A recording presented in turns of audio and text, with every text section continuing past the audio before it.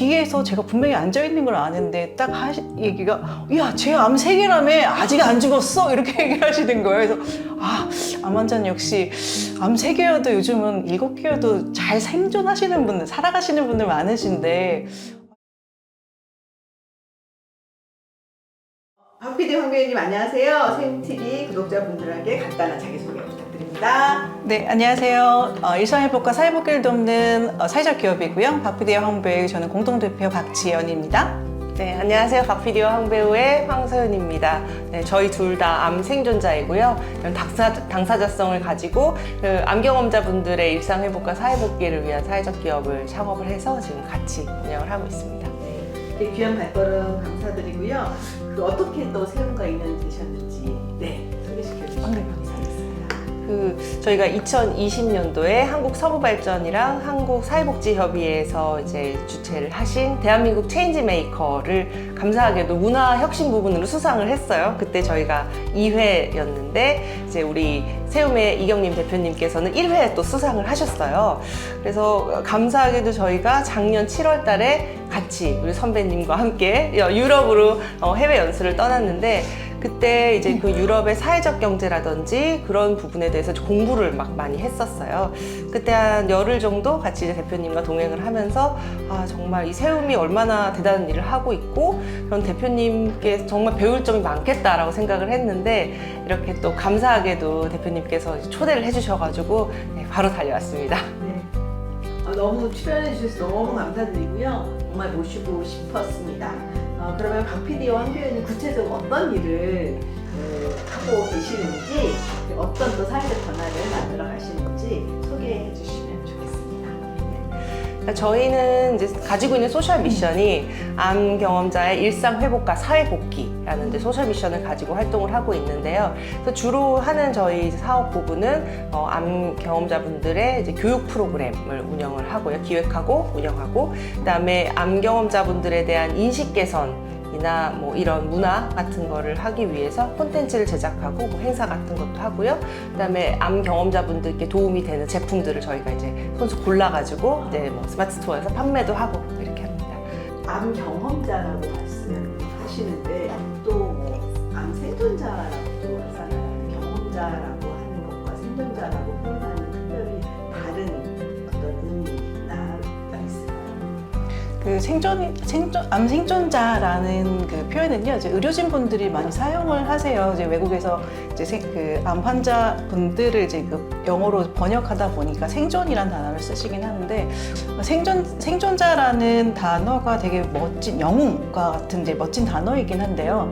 근데 번역상의 그 이유로 조금 생존이라는 단어를 직접 경험하신 암 경험자분들은 조금 원하지 않은 부분이 있어요. 그래서 아직까지는 경험자, 완치자, 극복자, 암 환자에 대한 그 정확한 암 치료 이후에 대한 그 용어가 아직 명확하진 않은데요. 저희가 많은 암 경험자분들과 이제 소통을 하다 보니까 경험이라는, 경험자라는 용어를 좀 사용하고 있습니다. 네. 저도 이제 암 경험자라고 부르도록 하도록 하겠습니다. 그 암 경험자의 건강한 사회복귀가 이제 미션이라고 얘기하셨는데, 그 회사 이름이 또 되게 독특한 것 같아요. 그래서 특별히 박 PD와 황 배우로 이름을, 회사 이름을 정하는 이유가 있을까요?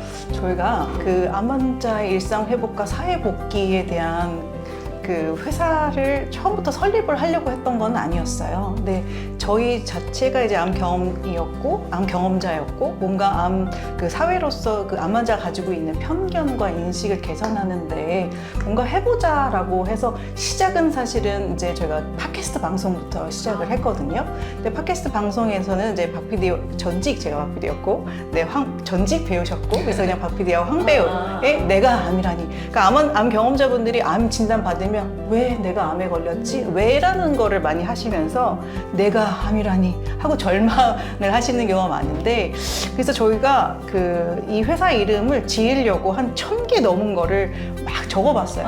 네, 지구별 소풍, 옹이부터 해고 되게 다양한 거를 했는데 너무 지치더라고요. 네, 그래서 그냥 우리 둘이 전직했던 걸로 그냥 PD와 배우, 우리가 잘하는 걸로 해보자. 그래서 그냥 박 PD와 황 배우가 됐습니다. 다른 또 이유가 있나요, 대표님?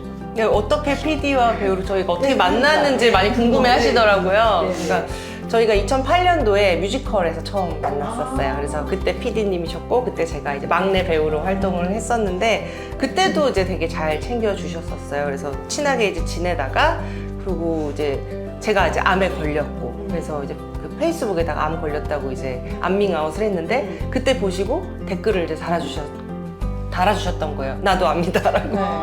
그래서 이제 만나서 서로 이제 되게 의지하면서 잘 지내다가 이제 박 PD와 황 배우라는 이름으로 활동을 하게 되기까지 했죠. 제가 2015년에 이제 유방암 진단을 받았었는데요. 근데 저는 그냥 되게 저 혼자 힘든 시간을 보냈어요. 주변에 암 경험자가 아무도 안 계셔서 누구한테 물어볼 수가 없는데 1년 뒤에 배우신데도 불구하고 페이스북, 소셜미디어에다가 나 암이야 라고 이렇게 밝히는 것 자체가 그 당시 제가 본 적이 없어요.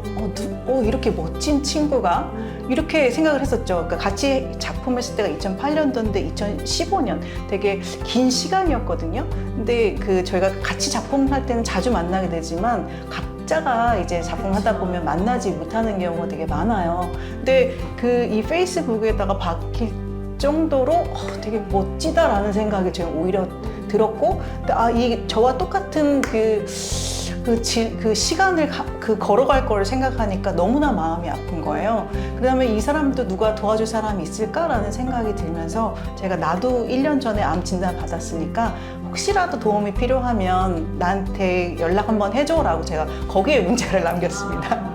그리고 나서 제가 이제 이분의 멘토가 됐던 거였죠. 그래서 멘토와 멘티의 역할을 저희가 나눠서 하게 됐습니다. 그렇게 박PD님이 페이스북에 남겼을 때의 느낌이 어떠셨어요? 그 약간 지푸라기 잡는 심정이죠. 그러니까 저도 주변에 암 진단 받으신 분이 아무도 안 계셨고 저 혼자였고 너무 막막한 상황이었어요. 그러니까 그때 이제 진단 받고 수술도 하기 전이었는데 어떤 치료법으로 될지 내가 죽는 건지 사는 건지도 모를 그런 시점에 이제 뭔가 암 선배님이 짠하고 나타나셨잖아요. 그래가지고 그때 자료도 되게 많이 보내주셨어요. 생로병사의 비밀, EBS, 그러니까 도움될 만한 이제 이 병에 대해서 알아야 싸워서 이기잖아요. 그래서 진짜 메일로 너무 많이 보내주셔서 다 보지도 못했어요. 그래서 너무 감사하죠. 지푸라기를 잡고 있었어요, 제가 PD님이라는 지푸라기를. 암 경험자들 중에서 암밍아웃을 하시는 분들은 많지 않을 것 같은데 특히 이제 여성분들 중에서는 두 분 다 암이 유방암이었잖아요. 그랬을 때는 얘기하기 어려우셨을 것 같은데 암밍아웃을 하게 된 어떤 계기나 있었어요? 사실 용기를 내서 막 이런 아름다운 게 아니라요. 분노에 차서 사실은 아밍아웃을 한 건데 그런 게 있잖아요. 제가 이제 암 진단을 받고 하던 일을 정리하고 이런 과정에서 그것들이 소문이 나잖아요. 그러니까 좋은 소문이 아니라 그렇죠. 쟤 암 걸렸대, 누구 암 걸렸대 이렇게 해서 이제 저한테 연락들이 오는 거죠. 괜찮아? 힘내? 이런 게 연락이 오는데 난 저 사람들한테 내 얘기를 안 했는데 그래서 화가 나는 거죠. 내 얘기가 이렇게 뒤에서 소문으로 돌고 있구나. 어차피 너네가 다 알 거면 내가 밝혀도 내가 밝히겠다라고 해서 이제 그렇게 올린 거예요. 크게 고민을 해서 대단한 뜻을 가지고 올린 건 아니었어요. 그게 사회적 어떤 편견하고도 관련이 있는 거네요. 그렇죠. 이렇게 좋지 않은 일인데 거기서 뭔가 갑자기 암 환자로 낙인을 찍혀서 쟤 암 환자네, 쟤 암 걸렸대, 젊은데 어떻게 곧 죽을 사람처럼 해서 다들 생각을 하니까요. 저는 오히려 반대로 직장을 이제 다니고 있었기 때문에 제가 같이 이제 일하시는 분들 외에는 말씀을 안 드렸는데요. 근데 항암을 하다가 보니까 머리가 다 빠져서 가발을 쓰고 다녀야 됐기 때문에 이야기를 안 할 수가 없었어요. 그리고 암 경험자가 이제 진단을 받고 치료하는 중에는 부정하고 분노하고 우울하고 수용하는 이런 여러 가지의 감정 변화가 있거든요. 근데 암 진단 받고 항암을 하는 동안에 사람들과 계속 일을 하다가 보니까 저도 모르게 분노가 치밀어 오르고 어느 순간에는 우울하고 이런 거예요. 근데 같이 일하다 보면 동료들한테 그런 얘기를 안 할 수가 없어서 내가 화를 내는 게 아니라 나도 이 약에 의해서 어쩔 수 없이 감정 변화가 있기 때문에 그래서 자꾸 주변 분들한테 이야기를 하게 됐었던 거예요. 근데 대중에게 많은 사람들에게는 내가 암 환자라고 굳이 얘기하고 적지는 않았었던 것 같고요. 그러다가 제가 이제 이제 주변 분들에게 어떤 분에게 같이 식사 한번 하시죠라고 말씀을 드렸는데 내가 왜 암 환자랑 밥을 먹어야 되냐라는 이렇게 얘기를 하시는 분들도 있어서 내가 암 환자라는 얘기를 이렇게 주변에다 하고 다니면 안 되겠다. 그때는 이제 황 대표님을 만나기 전에 이런 일이었었어요. 그래서 대외적으로 암 환자에 대한 인식과 편견이 그렇구나라는 생각을 제가 그때 들었었습니다. 직접 이제 경험을 하시면서 더 느꼈던 것들을 통해서 이제 암 환자들의 일상 회복과 건강을 지원하기 위해서 생기셨고 그래서 사회적 기업까지 만드셨다고 들었는데 그 과정을 알려주시겠어요? 기후가 저희가 만나서 처음 이제 뭐 얘기를 하고 이랬을 때 창업할 생각은 전혀 없었어요. 네. 그래서 이제 처음 같이 했던 프로젝트가 팟캐스트였는데 그때 당시에 이 암에 대해서 이야기를 하는 그런 매체들이나 콘텐츠들이 거의 의사 선생님들이 주로 이제 얘기를 하셨는데 저희가 듣기엔 너무 재미가 없고 어려운 거예요. 그래서 우리 둘이 그래도 할 수 있는 것들이 있으니까 우리가 가지고 있는 재능을 가지고 다른 암 경험자분들께 한번 도움이 되는 일을 한번 해보자. 그래서 팟캐스트를 이제 시작을 하게 되었어요. 그러다가 이런 일이 뭔가 사회적 경제와 좀 맞닿아 있다. 그래서 사회적 경제에 대한 이제 교육들을 조금 받으러 다니면서 사회적 기업가 육성 사업에 이제 선정이 돼서 거기서 이제 법인을 설립해서 거기서부터 이제 같이 그 지원금으로 저희가 뮤지컬도 만들고 그렇게 해서 이제 예비 사회적 기업으로 지정이 되고 그다음에 작년 2023년에 사회적 기업으로 인정을 우와. 네. 축하드립니다. 네, 지난주에도 또 제가 몰랐던 이야기도 많이 들었는데요. 그럼 암 환자들에 대한 어떤 편견과 차별을 직접 경험하신 것들 좀 나눠주시면 좋겠습니다. 사실 저는 할 얘기가 상당히 많습니다. 네, 제가 2015년에 이제 유방암 진단을 한번 받았고요. 그다음에 2018년에 자궁 내막암 진단을 받았고요. 그다음에 2020년에 뇌종양까지 이제 3개의 암을 경험하고 있습니다. 경험하고 있는데요. 진단하고 치료받고 나서 제가 회사를 그만두고 이제 프리랜서로 이제 활동하고 있었을 당시였는데요. 그때 주변 분들이 이런 얘기를 하시더라고요. 제 암 치료하고 있는데 일 시켰다가 제 죽으면은 누가 책임질 거냐? 라는 얘기를 하시더라고요. 그리고 지금 이제 시간이 지나고 저희가 이제 어느덧 이제 제가 9년차 암 경험자가 됐는데 지금 이제 사회적 기업을 하고 되게 활발히 활동을 하고 있음에도 불구하고 많은 분들이 저기 대표가 지금 벌써 암이 3개라는데 일 주면 혹시 잘못되면 그거 담당자 누가 책임질 거니? 이런 얘기를 많이 하시나 봐요. 그래서 그 얘기를 뒤로 통해서 들었는데 너무나 가슴이 아프더라고요. 그러니까 암 환자는 여전히 진단받고 이제 진단받으면 죽는 사람이라고 생각하시는 그런 인식이 있을까라는 그런 생각을 한 적도 있었고요. 또 이제 작년인가 재작년에 제가 이제 후배 이제 부모님이 돌아가셔서 장례식장을 갔는데 뒤에서 제가 분명히 앉아 있는 걸 아는데 딱 얘기가 야, 쟤 암 3개라며 아직 안 죽었어 이렇게 얘기하시는 거예요. 그래서 암 환자는 역시 암 3개여도 요즘은 7개여도 잘 생존하시는 분들, 살아가시는 분들 많으신데 이건 좀 그러네 라는 여전히 아직까지도 암 경험자는 암 진단은 죽음이다라는 생각을 가지고 계신 것 같은데요. 암은 여전히 어려운 질병이긴 해요. 어려운 질병이긴 하지만 의료기술도 많이 발전되었고 그다음에 많이 잘 치료하고 유지 관리하면서 삶을 이어가시는 분들이 많으시기 때문에 또 그런 편견으로 좀 안 봐주시면 좋겠다라는 생각이 있습니다. 또 그럴 때마다 정말 네.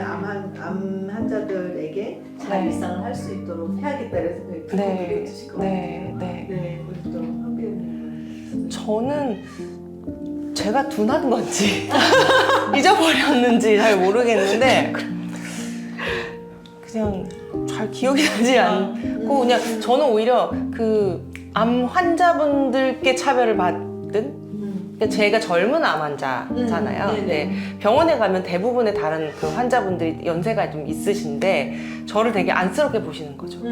아이고 뭐 몇 살인데 암에 걸렸냐? 네, 어쩌다가 뭐 결혼을 했냐, 남자친구 있냐, 뭐 혀 차시면서 막 그렇게 얘기를 하시는데 그때 제가 조금 충격이었던 것 같아요. 그러니까 같은 암 진단 또 심지어 같은 검사를 이제 검사를 기다리고 있는 상황에서 네. 뭐 수술 날짜도 아마 비슷할 거고 근데 그걸 저를 저런 눈빛으로 쳐다본단 말이지. 그러니까 일반인 분들이 암을 이제 겪지 않으신 분들이 그렇게 하시는 것보다 저는 같은 암 환자가 저를 젊다는 이유로 그렇게 쳐다보시는 게 그게 조금 그런 색안경이 좀 힘들었던 것 같아요. 거기서 또 세대 차이가 있네요. 네.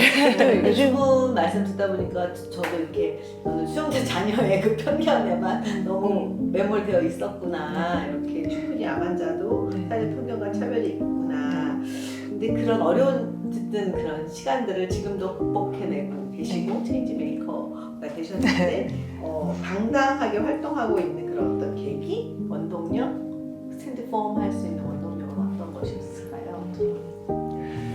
일단 저는 이제 처음 진단받고 그리고서는 이제 치료할 때도 힘이 들었지만 전 사회복귀가 너무 힘들었어요. 너무 막막한 거예요. 이 나이에 애매한 나이였거든요. 30대 초가 제가 뭐 사회에서 다시 뭔가를 시작하기도 약간 늦은 것 같고 그렇다고 안정적인 직장이나 뭐 이뤄놓은 것도 없고 그런 시기에서 딱 암을 진단받아서 치료가 끝나서 이제 몸은 멀쩡해졌는데 뭘 해야 될지 모르겠는 거예요. 뭐 이전 했던 뭐 연기를 다시 하기도 이 나이에 안정적이지 않은 일을 또 해야 돼?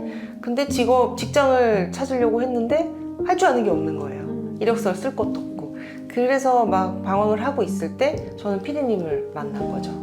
그래서 피디님이랑 같이 이제 엄청나게 힘이 돼주셨죠. 저희가 뭐 팟캐스트 하면서 울고 웃고 정말 막 그런 걸 다 쏟아내면서 다시 일어설 수 있는 힘을 이제 피디님한테 저는 받았고 그러면서 저희가 활동을 하면서 또 많은 분들께서 인식이 변화하는 게 느껴지고 또 잘하고 있다 또 칭찬도 해주시고 또 체인지 메이커에서 이렇게 상도 주시고 하니까 아 내가 가는 방향이 맞는 거구나 라는 생각이 좀 확신이 들면서 거기서 조금 더 단단해졌던 것 같아요. 저는 사실 그 질병이란 게 사람을 상당히 무기력하게 만들거든요. 저는 이제 신체적인 치유와 이런 그 정신적인 치유가 어느 정도 신체적인 치유가 끝날 때쯤 오히려 반대로 좀 죽음을 생각을 했었어요. 네. 그러니까 제가 스스로 이제 관리도 안 되고, 근데 신체적인 같은 경우는 이제 항암에 의해서 손발톱이 다 골마요. 그럼 단추가 있는 옷은 제가 스스로 입을 수도 없어요. 화장실에 갈 때 속옷을 내려야 되는데 어떻게 내려요? 근데 올리는 게 안 되는 거예요. 손이 다 골마서. 그러면 밖에서 언니가 기다리고 있다가 화장실에 들어와서 막 팬티도 올려주고, 그러니까 일상생활도 스스로 안 되는, 그러니까 세상에서 이제는 쓸모없는 사람이 저는 이제 됐다라고 생각이 들었거든요. 근데 그 시간에 오히려 이렇게 살 바에는 좀 힘든 생각을 해야 되겠다라는 생각까지 했었어요. 근데 어느 순간에 저희 언니가 그거를 알아챘더라고요. 네. 근데 그러면서 제가 가장 그 당시에 듣고 싶었던 얘기가 너는 암에 걸린 건 네 잘못이 아니야. 세상에서 가장 너는 필요한 존재야. 라는 얘기를 딱 해주시더라고요. 근데 저는 그냥 사회에서 버려진 것 같았고 내가 무언가 잘못했기 때문에 이런 질병을 얻었다. 아유 죄송해요. 질병 얻었다라고 생각을 했는데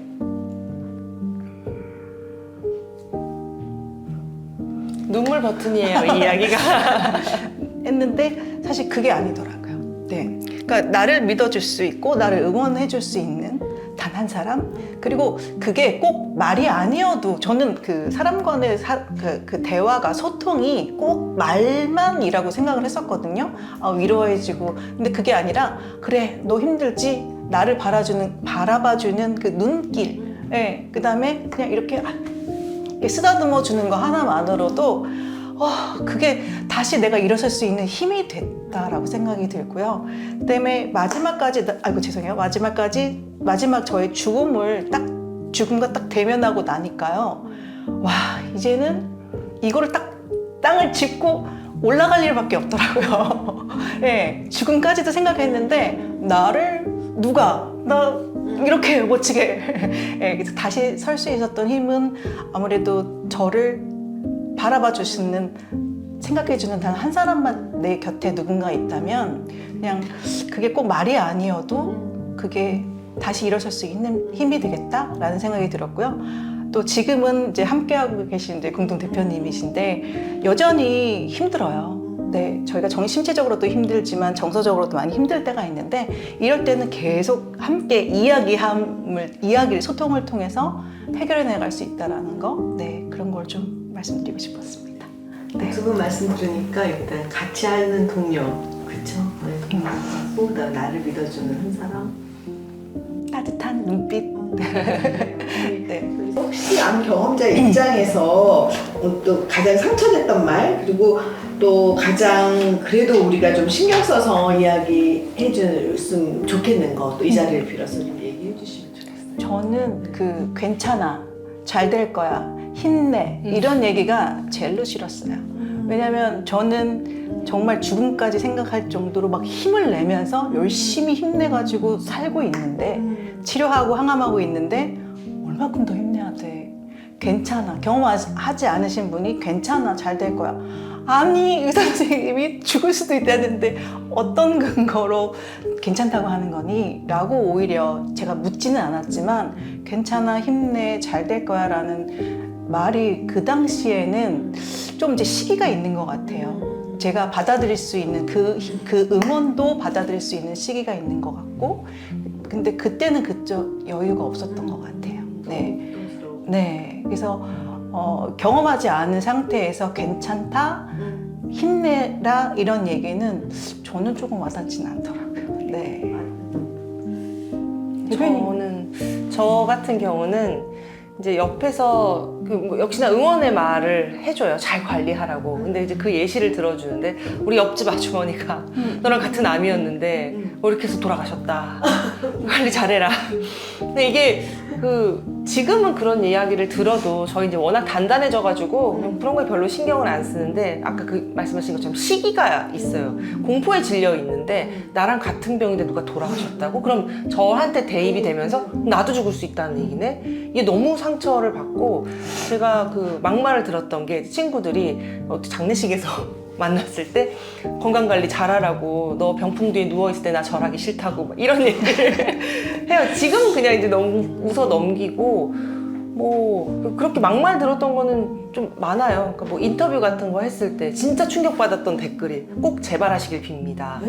이런 악플을 제발 하시라고. 그래서 그때는 암환자가 왜 이렇게 나대, 재발하시기 바랍니다. 이렇게 글을 써주시고. 그래서 이제 연예인분들이 악플러 때문에 얼마나 고통을 받고 있나를 간접적으로나마 좀 느꼈었죠. 네. 그러니까 암 진단하고 치료의 이 시기는 저는 표현을 하자면 불난 집안에 갇혀 있는 사람이라고 생각을 해요.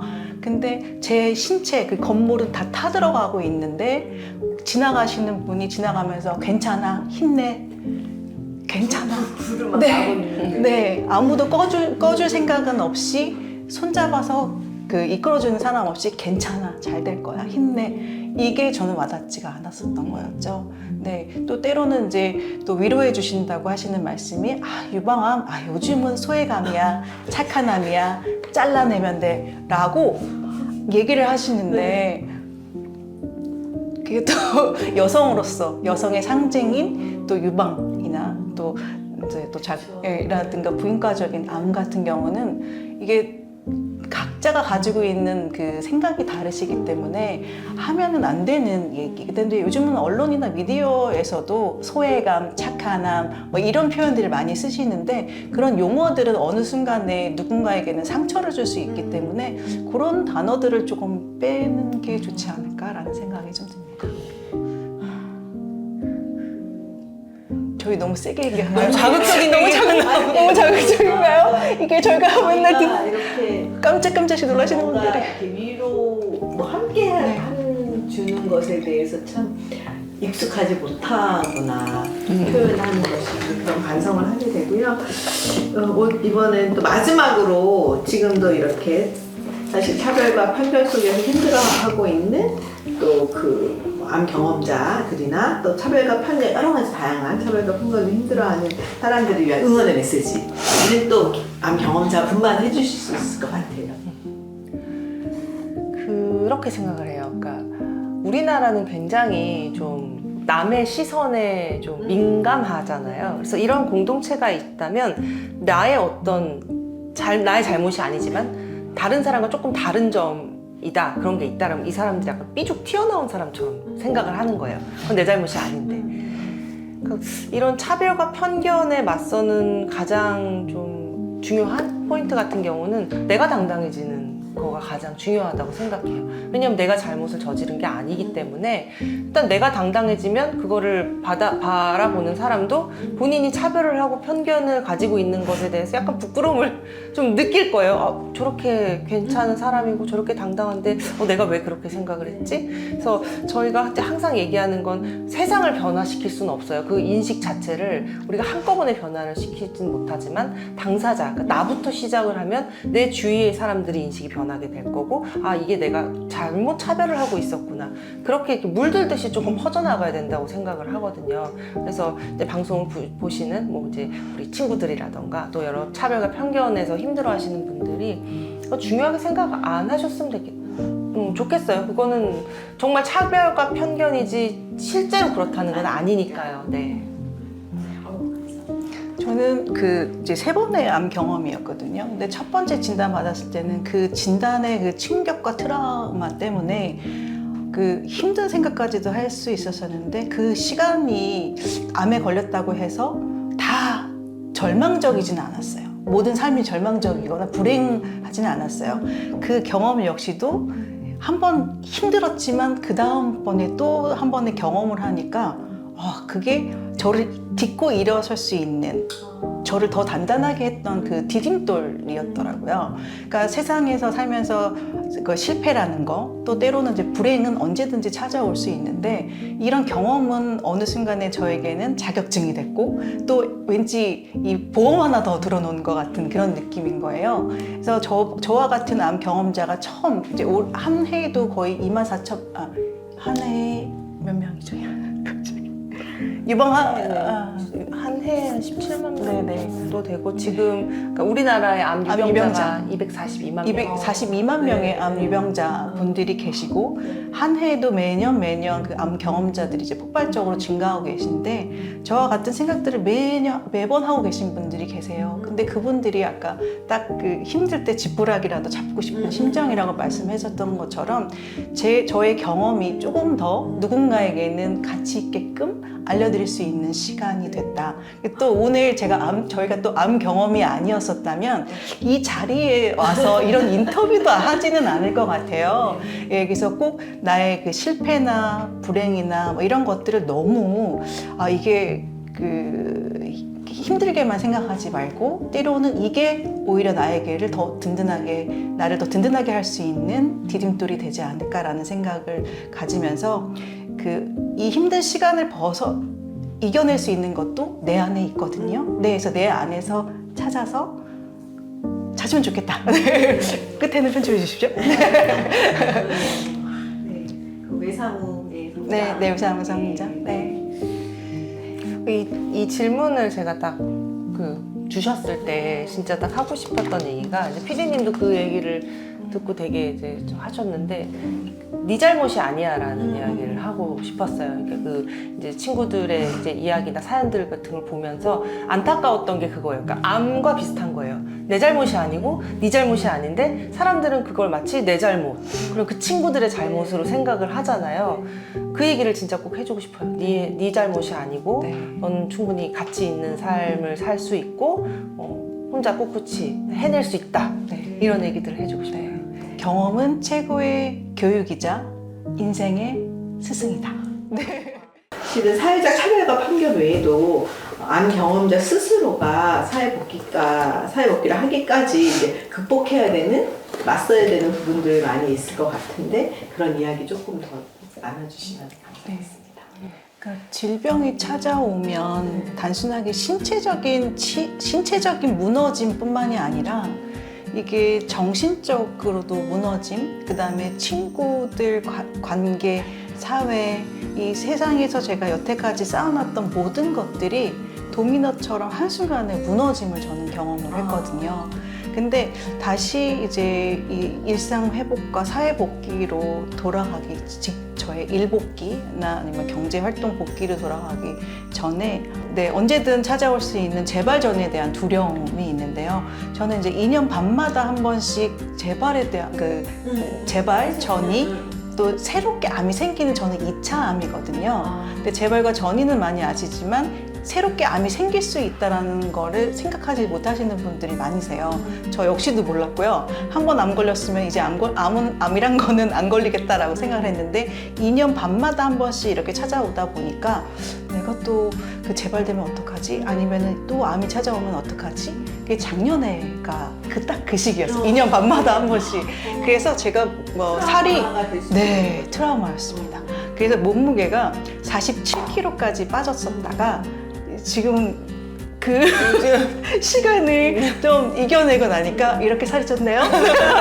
마음이 편해서 그런 것 같습니다. 네, 근데 이 재발전에 대한 두려움은 언제든지 찾아올 수 있기 때문에 저에 대한 스스로 관리를 잘 해야 되는데요. 그 일상, 사회 복귀 전에 일상 회복이 그래서 가장 중요한 것 같습니다. 내 스스로 이걸 언제든지 찾아올 수 있는 재발전에 대한 두려움을 어떻게 내가 나만의 방법으로 해결할 수 있는지 그 방법을 찾는 법이 가장 중요한데요. 그 방법은 제가 또 조금 이따 알려드리겠습니다. 네. 들어오고는 싶은데 저게 어려운 거예요. 눈에 보이지 않는 들어 거예요. 저게 역시도 지금 우리 양이가 이랬지만 이 선에 약간 두려운 것들이 되게 많잖아요. 근데 저는 좀비 영화 되게 좋아하거든요. 근데 좀비 영화 보면은 좀비 영화 좋아해요. 근데 이게 약간 암 진단이랑 되게 비슷한 거, 삶을 살면서도 되게 비슷한 게 이 벽 너머에 뭐가 있을지 모르니까 되게 두렵거든요. 경험하지 않았으니까 되게 두려운데 지금 고양이 역시도 저 선을 넘으면 뭔가 두려운 일이 발생하지 않을까 되게 고민 많은 시기가 다시 사회복귀로 어머 감사해 이리 와 이렇게 오면은 되게 좋은 일도 있잖아, 그지? 경험하지 않고서는 알지 못하는 그런 일인 것 같은데요. 네. 잘들 아시죠? 얘기 중에 네. 고양이 난이 있고. 네. 계속 해주세요. 본인의 심리를 조금 돌아보고 내가 어떤 상태인지를 좀 알아야 될 것 같아요. 그러니까 막 달리다가 넘어진 느낌이에요. 그러면 친구들은 저 앞으로 가고 있고 나만 정지되어 있는 상태인데 그건 내 잘못이 아닌데 나만 정지되어 있는 상태고 뭐 치료로 인해서 외모도 변하고 자존감도 떨어지고 사회에서 버려진 것 같고 이런 심리적인 어려움들이 오히려 몸은 괜찮아져도 이게 일어나기 힘들거든요. 그래서 내가 사회 복귀를 할 때 좀 스텝 바이 스텝으로 나를 스스로 돌보고 나 이런 상태구나 조금씩 자존감을 회복을 하고 그렇게 사회 복귀를 스스로 좀 나를 도닥여 가면서 괜찮아 나 할 수 있어 이렇게 하면서 시작을 했으면 좋겠어요. 물론 재발과 전이에 대한 그런 두려움은 암 경험자라면 누구나 갖고 있거든요. 그래서 저희가 뭐 예를 들어 정기검진을 이제 6개월에 한 번씩 하는데 한 달 전부터 이제 많은 분들이 운동을 시작하시고 근데 이제 건강한 음식을 그때부터 이제 막 드세요. 그러다가 이제 엄청 떨리는 마음으로 이제 정기 검진을 이제 가서 재발 소견이 없고 뭐 전이도 없다 이러면은 그때 이제 나 6개월 이제 뭔가 생명을 부여받았다 이런 말씀을 하세요. 그렇게 그냥 한 해 이렇게 지나고 있거든요. 근데 뭐 재발과 전이에 대한 두려움은 어쩔 수 없이 그냥 가지고 가야 되는 것 같아요. 네. TV에서 연예인이 누가 암 걸렸대. 그래도 제가 갑자기 나도 암 걸리면 어떡하지? 두렵고요. 아까 말씀하신 것처럼 이제 진단 받기 전에도 두렵고 그치?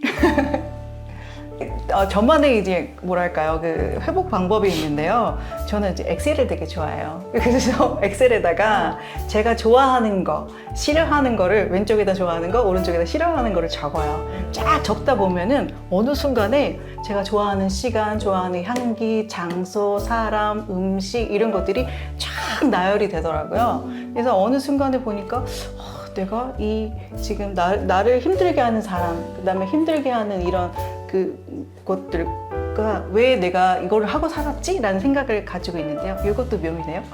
생각했는데 어느 순간에는 제가 좋아하는 일들만 하고 살기에도 시간이 너무나 짧더라고요. 그래서 저를 힘들게 하는 것들은 가급적이면 배제해내고 그다음에 제가 좋아하는 것들만 하고 살자. 그리고 제가 이런 것들이 계속 제가 어떤 것들을 좋아하고 어떤 것들을 싫어하는지 알아야 어느 순간에는 나를 스트레스를 받는 것들이 이런 건이라는 거에 대해서 알아차림이 되게 중요하거든요. 그러니까 그래서 언제든지 찾아올 수 있는 나에 대한 불안과 이런 것들을 이제 좀 해소하는 방법이 될 수 있을 것 같아요. 네. 좋아하는 것만 하기에도 시간이 없어요. 네. 그래서 제가 가장 좋아하는 장소는 은행이거든요. 은행이요? 네. 우리가 이게 소리가 나잖아요. 내 돈은 아니지만 은행에 가면 ATM 기계가 있어요. 네. 그 소리 듣고 있으면 되게 기분이 좋고요.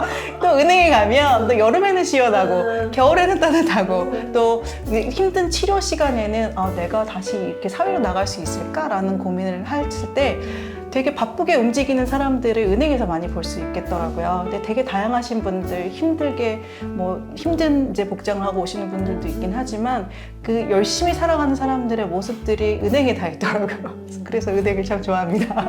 네, 여러분들 한번 훔칠 때 ATM 기계. 내 돈은 아니지만 여러분의 돈일 수도 있습니다.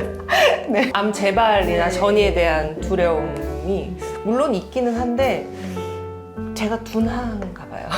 그것도 감사한 맞아요. 얘기죠. 너무 감사하게 그 이제 초반에는 이제 암 진단 받고 치료하고 이런 초반에는 저도 그런 게 두려웠었는데 그때 저희가 토크 콘서트를 하면서 우리 정신건강의학과 선생님께서 모시고 그거를 여쭤봤어요. 많은 분들이 이 재발과 전이에 대해서 두려워하시는데 어떻게 하면 좋냐라고 여쭤봤는데 딱 한 말씀 하셨던 게 지금은 아니다라고 딱 얘기해 주셨어요. 그 미래에 대한 두려움이잖아요. 그럴 수도 있다라는 두려움이지만 지금 나는 너무 건강하고 지금 난 재발이 안 됐고 그 얘기를 딱 들으면서 이거다. 맞네. 지금은 아니네. 뭐 앞으로는 어떻게 될지 모르겠지만 일단 지금은 아니고 내가 한번 이렇게 잘 잘 이겨냈으니까 뭐 혹시나 또 그런 일이 생기더라도 잘 이겨낼 수도 있겠다. 약간 이런 생각을 하고 좀 무디게 살아가는 것 같아요. 그럼 오히려 무딘 게 좀 감사하죠. 그 얘기 들어보니까 이제 회복 탄력성이 우리 한국은 기본적으로 회복 탄력성이 있으신.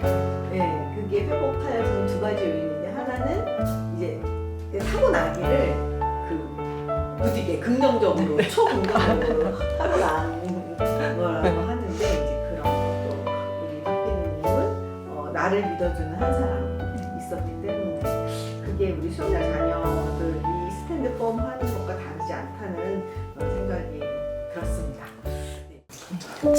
4편에서도 우리 여기 있을 거야? 네, 괜찮아요? 네. 오케이, 좋아요. 좋은가 봐. 좋아. 그래. 그래, 좋아요. 얼굴 왜 그래? 쌤이야, 이쁜 얼굴 해주세요. 우리 오늘 방송 타자. 젊은 친구들이 직장 생활 하다가 이제 암이 딱 됐을 때 어떤 것들이 되게 힘들고 그다음에 이게 만약에 복귀하는 때도 되게 힘들 것 같은데 그런 경험 사례를 이야기해 주시면.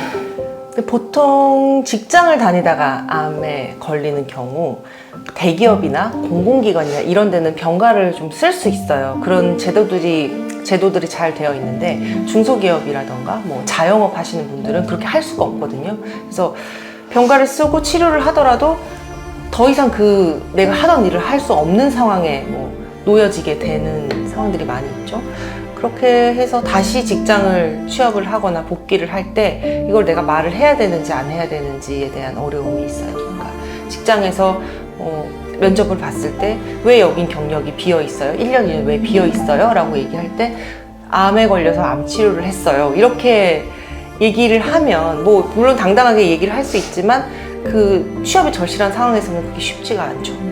혹시나 내가 이 암을 밝혀서 내가 이 직장을 취업에 불이익이 있지 않을까 이런 어려움들도 있고 특히 젊은 친구들 같은 경우는 취업도 그렇지만 결혼, 출산, 연애하는 부분 이런 부분들에도 어려움을 많이 겪죠. 네. 또 이제 비교적 젊은 암 경험자분, 암을 진단을 받으면요. 저는 이제 암 진단 후에 이제 항암을 했었거든요. 이제 암종에 따라서 또 항암을 하시는 분도 계시고 안 하시는 분들이지만 그 유방암 환자분들 보편적 그 표준 치료라고 하면 항암이나 수술, 방사선 이렇게 되거든요. 근데 예전에는 저 진단 당시만 하더라도 그 가입력 보전에 대한 부분은 이야기가 없었어요. 그래서 항암을 하면 그 조기 폐경이 되기 때문에 아이를 가질 수도 없는 경우도 발생하는데요. 그런 부분도 발생할 수 있고 항암이라는 치료하고 나면 이전과 같지는 않아요. 그러니까 항암하고 수술하고 방사선 치료가 마치면 예전에는 막 멀티플레이어로 막 일을 하셨던 분들이 저도 지금 그런 경험을 가지고 있지만 이게 항암 그 치료에 의해서 단어가 잘 생각나지 않는다거나 아니면 일이 예전에는 그 멀티로 다 했던 일들이 자꾸 지연이 되니까 그게 너무 힘들었던 것들도 많이 있고요. 그리고 암 치료 이후에 다시 내가 사회로 다시 언제든지 재발될 수 있고 전이 될 수 있는데 내가 다시 일을 하는 게 맞나? 직장 복귀하는 게 맞나? 경제활동 복귀하는 게 맞나? 라는 생각을 가지고 고민할 시간도 없이 너무나 젊은 나이에 진단을 받다 보니까 다시 그분들이 택배 일을 한다거나 편의점에서 일한다거나 이게 파트타임으로 풀타임 잡들이 힘들어요. 그러니까는 새로운 직업을 선택하시는 경우도 많이 있고요. 직업 선택에 대한 불이익도 그다음에 또 어느 정도 또 너무나도 젊은 그 뭐 소아청소년암 같은 경우는 그 학교에 대한 부분 그다음에 또 직장을 구해보기도 전에 그런 암이라는 것들에 대한 것들을 말씀드려야 되기 때문에 그 어떤 하나 쉬운 게 없습니다. 네. 그래서 두 분이 또 이렇게 사회를 향해서 다양한 인식 개선 캠페인도 하고 계시는데 그 인식 개선 캠페인, 리셋 캠페인이라는 것도 하고 계신데 혹시 소개시켜 주실 수 있으실까요? 리셋 캠페인은 그 대한암협회와 저희가 함께 하고 있는데요. 6월 첫 주가 암경험자 그 주간이에요. 그러니까 그 세계적으로 그 주간인데 그래서 이제 다시 푸르른 나의 일상으로 해서 뭔가 암경험자의 이제 뭐 긍정적인 면, 그다음에 우리 같이 새로운 삶인 거잖아요. 리셋이라는 뜻이 그런 뜻이고, 네, 그래서 암경험자들에게 좀 힘을 주는, 그러니까 우리가 인식을 개선하는 이런 캠페인들을 주로 이제 그때 6월 첫 주에는 저희가 같이 하고 있고 그 외에 이제 저희 박PD와 황배우에서 이제 진행하는 이제 캠페인 그 기억나는 게 건강한 암 경험자 챌린지를 했어요. 네. 어떤 건가요? 챌린지 하셨어요? 우리가 가지고 있는 그 편견이 암 경험자는 건강하지 않을 것이다 라는 편견이 있잖아요. 근데 저희도 관리하면 굉장히 건강하거든요. 그래서 우리는 건강한 암을 경험했지만 건강한 사람들이고 우리가 어떻게 잘 지내고 있는지, 그러니까 예를 들어 오늘 먹은 거, 오늘 내가 건강하게 먹은 밥상 사진을 찍어서 올리거나 뭐 운동을 한 거를 올리거나 이렇게 해서 우리가 건강하게 살아가고 있는 모습들을 자꾸 SNS나 이렇게 챌린지를 통해서 올렸었거든요. 그래서 그런 부분들이 반응이 되게 좋으셨고 제가 생각했을 때는 그게 어떤 편견을 없애는 데 좀 도움이 되지 않았나라는 생각이 들었어요. 그렇게 이제 이렇게 우리 캠페인 통해서 진짜 암 경험자들의 인식이 변화됐구나 이런 것들을 느낀 순간. 개인적으로는 제가 이제 어디 가서 어떤 처음 뵙는 분을 만나거나 할 때 뭐 인사를 하고 어쨌든 저희가 하는 일이 이제 암 경험자를 위한 일이니까 저도 암 경험자입니다라고 얘기를 하면 놀라세요 처음에. 저는 그 순간이 제일 좋아요. 왜냐면은 그때 그 놀람의 이유는 저렇게 멀쩡하고 건강해 보이는 사람이 암 경험자라고? 라고 하면서 그때 그분들의 편견이 깨지는 순간이거든요. 그때가. 그래서 그렇게 해서 한 분 한 분을 만나면서 그럼 그분들이 암 경험자는 다 그렇지가 않구나라고 편견을 이제 바꾸게 될 거고 요즘 이제 저희 처음에 이제 활동할 때는 그런 분들이 많이 안 계셨었는데 사회적인 인식이 조금씩 바뀌기 시작하면서 내가 암에 걸렸다, 나 이렇게 치료받고 있다 라고 이제 뭔가 오픈을 하시는 분들이 되게 많아졌어요. 인스타그램도 그렇고 유튜브도 그렇고 그래서 그런 분들이 자기 이제 투병 경험들을 나누면서 또 다른 분들과 같이 뭐 희망적인 이야기를 나누는 거를 이제 보면 그런 약간 라떼는 안 그랬는데 네. 이렇게 또 해주셨기 때문에 그런 변화들을 갖고 온 게 아닐까 싶어요. 저는 2015년도 처음에 암을 진단받았을 때는 제 주변에 그때랑은 너무 암 경험자가 아무도 없다라고 생각했는데요. 그분들 역시도 없었던 게 아니었어요. 단지 이야기를 하지 않으셨었던 뿐이지 제가 암 경험자를 위한 이런 활동을 하고 나니까 예전에 그 주변에 계셨던 분들이 나도 암이었어 이렇게 얘기하시는 분들이 많으시더라고요. 근데 모든 암 경험자분들이 내가 암이다라고 얘기하실 필요는 없을 것 같아요. 본인이 선택하셨을 때 내가 괜찮고 불이익이 없다 내지는 뭐 이런 생각을 그러니까 어떻게 생각하시냐에 따라서 이 암에 대한 거는 이야기하셔도 되고 안 하셔도 된다라는 생각이 좀 있고요. 근데 지금은 이제 초기만 하더라도 아까 황 대표님이 SNS에 나 암이야 라고 하는 게 그래? 라고 했는데 이제는 저희의 이제 활동을 통해서 많은 분들이 나 이제 암 진단 후에 그 투병기를 인스타나 이렇게 소셜 매체에다가 항암 머리 미는 거부터 투병하는 거 하는 것들을 다 이제 오픈해서 공개를 하시는데요.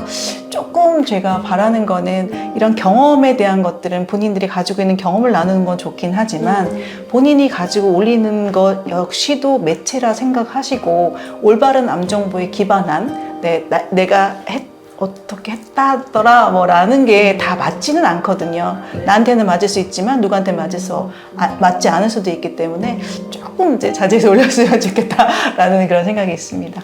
네. 그 두 분 얘기 이렇게 쭉 4주 동안 들었는데요. 그 각각 두 분께 하셨던 그 암 경험이 한마디로 정의하자면 나에게 암이란 어떤 거였다 이렇게. 나에게 암이란 처음 진단 때는 생각보다 빨리 죽을 수 있다라는 생각을 했었는데요.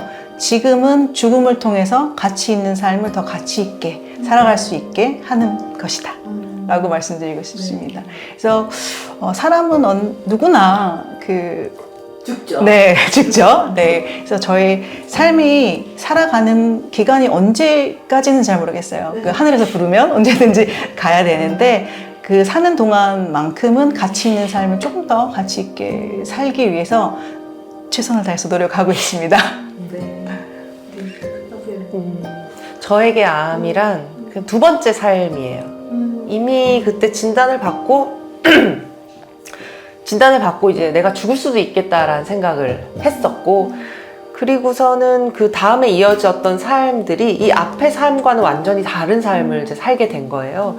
그때는 그냥 약간 편안하게 내가 하고 싶은 거 그냥 하면서 이렇게 살았는데 이제 뭔가 암을 한번 겪고 나니까 뭔가 내가 계속 도전을 좀 해봐야겠다. 그러니까 박 PD와 황 배우를 하면서 좀 그런 게 많았는데 저는 제가 이렇게 회사를 할 줄도 정말 꿈에도 생각을 못 했는데 어떻게 이런 역할이 주어지고 이걸 해내야 되는 상황들이 오고 도전하고 또 실패하고 그러다가 또 좋은 결과가 있기도 하고 이러니까 예전에 제 모습이 생각이 안 나는 그러니까 두 번째 삶을 살고 있다라고 생각을 해요. 두 분 말씀드리면서 저한테도 되게 많이 도전이 되고요. 마지막으로 TV 구독하고 계시는 분들 또 이렇게 암 경험하고 계시는 분들 또 우리 손녀 자녀들에게 응원의 메시지 하면서 저희 이제 마무리를 하겠습니다. 네. 우리 세움TV 이제 구독자분들 같은 경우는 제가 생각했을 때 굉장히 이런 사회 문제에 관심을 가지고 계시고 이거를 어떻게 하면 좋은 방향으로 풀어가야 하나라는 고민을 가지신 분들인 것 같아요. 그래서 깨어있으신 분들이다. 그렇게 생각을 하고 앞으로도 세움TV 많이 사랑해 주시고 네, 계속적으로 지속적인 관심을 좀 보여주시면 여러분들이 이제 그런 관심을 가지고 펼쳐나가시는 그런 관심이 이렇게 사회의 편견을 좀 없애는데 도움이 되지 않을까라는 생각이 들면서 암 경험자에 대한 편견도 역시 편견이다라고 같이 이렇게 얘기를 해주셨으면 좋겠습니다. 네, 제가 오랜 기간 암 환자의 일상회복 사회 편견을 바꾸려고 노력을 많이 했었는데요. 근데 세상은 생각보다 쉽게 변하지는 않더라고요. 그래서 오늘 만난 단 한 명만이라도 암 환자에 대한 인식과 편견을 개선하게 된다 그러면 알려드리면 내일은 또 더 많은 분들이 또 알고 계시더라고요.